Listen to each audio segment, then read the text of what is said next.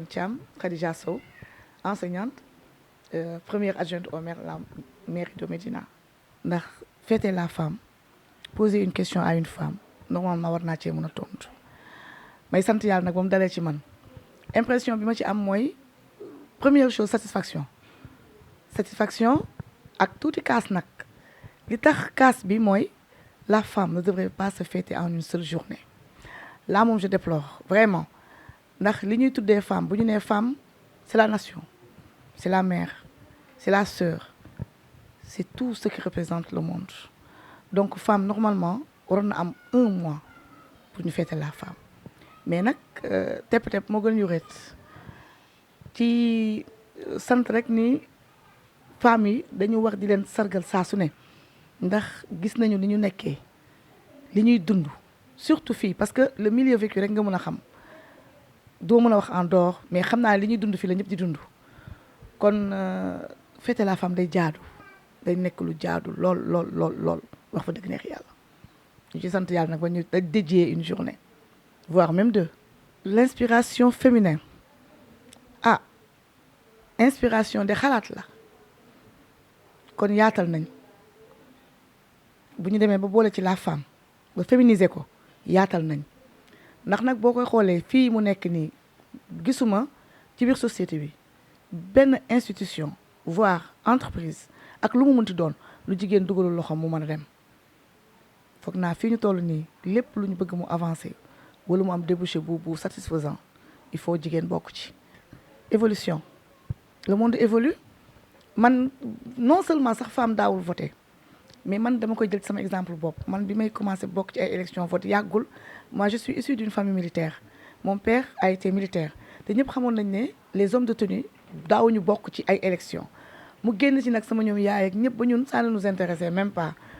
bi ma ci commencé dugg ak léegi xamuma ci woon dara sax nag ba tey jii nag des na la ma ci xam c'est en 2011 2012 laay commencé intéressé wu ci affaire politique muy wane rek ne xëj na ñoom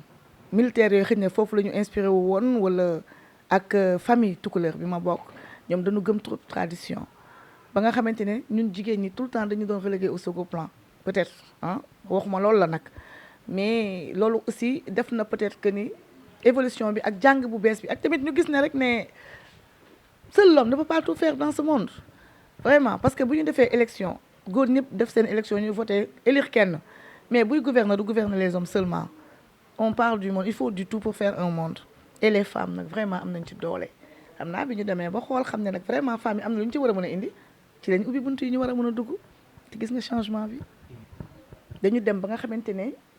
la femme elle est la maman la femme la sœur elle est partout foo teg sa loxo femme mu nga fa donc mënuñu dem sans la femme te boo ko xoolee ci actuellement ci développement bi ni mu demee nii comme ni ñu koy waxee rek derrière un grand homme il y a toujours une grande dame mais toujours damay wax ne les grandes dames sont toujours devant ba ci biir kër yi ci société entreprise yi école yi partout c'est la femme dañ ko mënul wax mu génn mais la décision émane de la femme ci kër yu bari société yu bari entreprise yu bari ci lu mënti doon loolu aussi daf si nekk loo xamante ne parce que yàlla moo ñu may loolu dem na sax benn kenn philosophe olof bi wax naan jigéen soppal te bul wóolu parce que nag xel yi yàlla may nañu ko nag yàlla may nañu ci nag lu bari foo laal rek bu ñu xoolee war nañu mën a am suñu touche participative bu ñu war a mën a indi te bu ñu koy xool li avancé loo monde bi tout le temps ñun ci la ñuy dox parce que ñooy jaboot yi quand on parle de démocratie c'est l'ensemble on parle d'ensemble te ñun loolu la ñu baaxoo boo nee ensemble c'est la famille ñun yaay lañu jur ay doom am ay jarbaat am dama ko méngaleeg loolu rek pour wala ni ñuy doxee ci suñu famille noonu ñu war a doxee dans la société ba nga xamante ne lépp lu war a ñëw rek bu jaaree suñu loxo incha allah day nekk lu ñëpp sant yàlla. ndax da nga boole ñetti façon mère yoo xamante ne bu ci nekk ak li muy laaj je vais commencer par mère MER géej la jigéen géej la macha allah boo koy xool jur sax jigéen a koy def yar jigéen a koy def toog ci biir kër di gérer jigéen a koy def. jóg ngeen joxe li ngeen am dem dina mat du mat c'est pas votre problème ñun on gère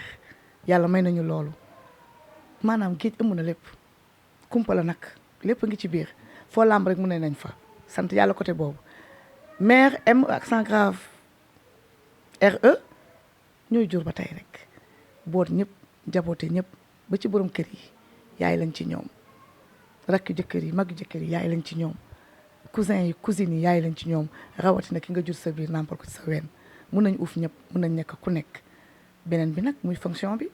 MAIRE daf may neex xam nga politique la man su may wax ci politique du ma bëgg a sori ndax bi ma commencé politique yàggul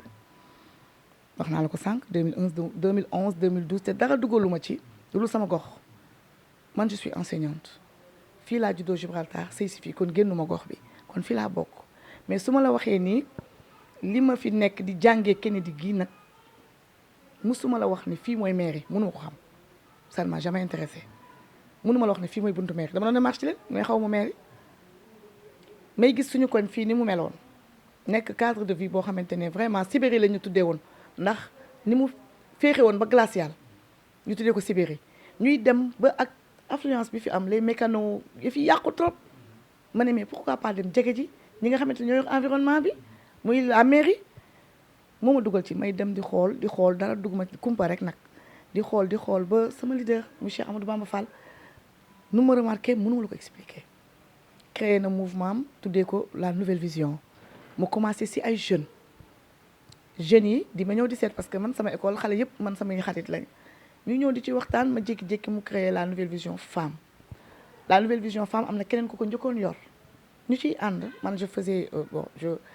office de secrétaire général bien que c'était pas structuré mais ñuy dem ba ci biir yëf yi mujjee ñëw ba nekk sama loxo ma nekk présidente bi ñu structuré ko nag mu nekk structure bu dëgër may nuyu au passage sama membre bureau yëpp wax dëgg yàlla Adja Koña Ndiaye mooy sama secrétaire général Adama Ndoye mooy sama trésorière sama vice présidente Adja Ndëpp Diouf ak nag femme nouvelle vision yëpp ñuy dem ci loolu di ànd ak monsieur le maire di liggéey mu ñuy wax ni mu bëggee ñuy massifier di ànd ak moom ci loolu ba mu jur lu dëgër lu taxaw loo xam ne fu mu nekk nii actuellement on compte plus de 1000 femmes ñu dem ba structuré ko def ci ay GIE n'importe di dem nag au fur et à mesure ñuy dem ci biir mairie bi ambition bi di dugg ñu dem ba nga xamante ne wax dëgg yàlla dugg nañ ci liste yi ñu duggee ci liste yi yàlla def ñu gagné ko ah forcément sama position fu ma nekkoon damay dugg bi ma duggee nag bi ñuy dem di def élection yi on a demandé poste bi ma yëkkati sama loxo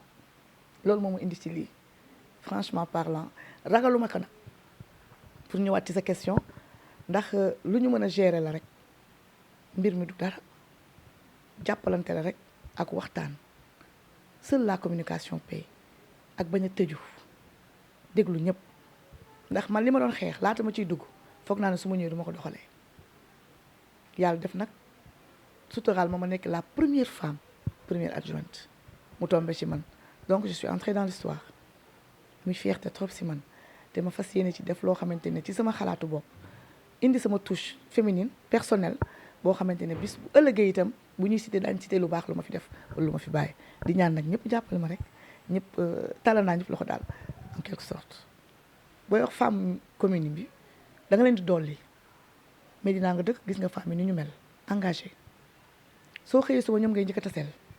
booy tëdd ñoom ngay mujjee taseel ñu ngi ci waar wi rek di dóor di liggéey fii femme bu yaafus dëkkul Médina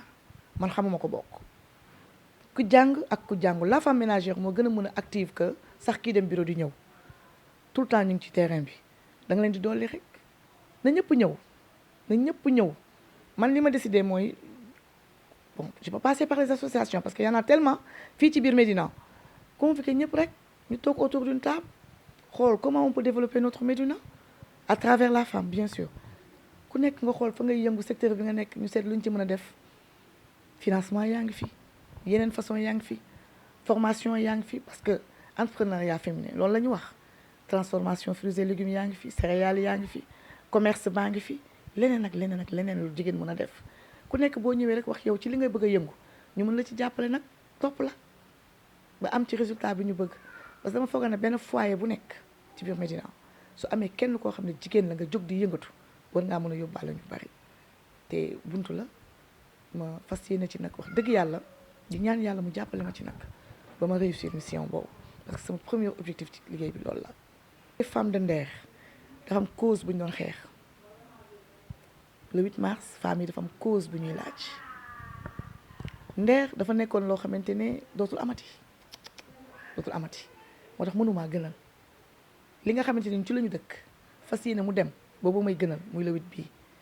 ndax li ñuy xeex muy droit su ko ñëpp amee jamono neex xeex moom dootul amati reyante moom yaakaaratuma ko kon 7 mars dañ koy def rek mu symbolique noonu ñu koy feete parce que am nañu ci loru woon mais fii li nga xamante ne moo ñuy jëmale ci kanam nag muy le 8 mars bi projet yaa ngi fi xalaat yeeg lépp a ngi fi ñu fas yéene ànd ak le 8 mars rek di liggéey kon le 8 mars moom may gën a sant yàlla di sant nag sama borom kër bu baax moom mi ma bàyyi ba ma mën di génn di politique ba li dab ma sonalu ma xatalu maa ngi koy sant Samba ak Ndiak mi doon awa caam jóg ci songu xeej bi kenn du moom sant sama goro di sant samay doom di sant monsieur le maire Cheikh Ahmadou Bamba Fall ak ñi may liggéeyal ñëpp macha allah vraiment ak yéen ñii toog nag fas yéene def ak man émission bi taamu ma ci nag ma toog fii en tant que femme pour mun a wax si 8 mars bi di nuyu internautes yeeg ñëpp rek di souhaiter ñëpp une belle journée de 8 mars que la fête continue merci à vous